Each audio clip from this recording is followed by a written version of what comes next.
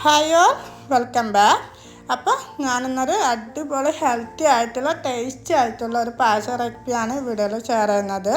അപ്പോൾ നമ്മൾ കണ്ണൂരിൻ്റെ സ്വന്തം പായസം എന്ന് വേണമെങ്കിൽ പറയേണ്ടി വരും. കണ്ണൂർക്കാർക്ക് മാത്രം അറിയാവുന്ന ഒരു റെസിപ്പിയാണിത്. അപ്പോൾ എല്ലാവരും ഒന്ന് ട്രൈ ചെയ്ത് നോക്കട്ടോ. അപ്പോൾ പായസം ഉണ്ടാക്കാനായിട്ട് ഇതുപോലത്തെ കാപ്പി പയറാതെ മമ്പയറെന്ന് നമ്മളടുത്തൊക്കെ പറയും. ആ പയർ 1/4 കപ്പ് എടുത്തിട്ടുണ്ട്. ഒരു തേങ്ങൻ്റെ പാലെടുത്തിട്ടുണ്ട്. അതുപോലെ തന്നെ ഒരു 1/4 കപ്പ് പച്ചരി കുതിർത്തിട്ട് അരച്ചെടുത്തിട്ട് നല്ല പേസ്റ്റായിട്ട് അരച്ചെടുത്തിട്ടുണ്ട്. 500 ഗ്രാം വെള്ളം എടുത്തിട്ടുണ്ട് കേട്ടോ. അപ്പോൾ പയർ ഇങ്ങനെ വിസിലടുപ്പിച്ചെടുക്കുക. അങ്ങനെ കുക്കറിൽ ഒരു 4 വിസിലടുപ്പിച്ച് വേവിച്ചെടുക്കുക. അതുപോലെ തന്നെ വെള്ളം ആവശ്യത്തിന് വെള്ളം ഒഴിച്ച് മെൽറ്റാക്കി എടുക്കുക. ഇത് കണ്ട നല്ലോണം വെന്ത് വന്നിട്ടുണ്ട്. അപ്പോൾ നമ്മൾ അതിൻ്റെ അടുത്താണ് പായസം ഉണ്ടാക്കുന്നത്. ആ പോട്ടിലേക്ക് ഒഴിച്ചു കൊടുക്കുക. എന്നിട്ട് അതിൻ്റെ കൂടെ വെള്ളം അരിച്ചൊഴിച്ചു കൊടുക്കുക.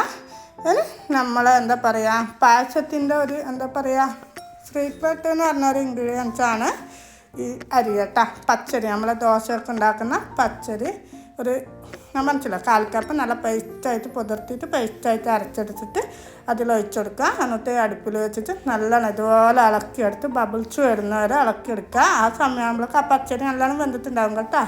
അതിന് ശേഷം ലാസ്റ്റ് നമ്മൾ തേങ്ങാപ്പാൽ, നല്ല കട്ടിയുള്ള തേങ്ങാപ്പാലാണ്. അപ്പോൾ ഒരു 2 കപ്പ് തേങ്ങാപ്പാലുണ്ടാവും. ഒരു തേങ്ങൻ്റെ പാലാണ്, ഫസ്റ്റ് പാൽ മാത്രമാണ് കേട്ടോ.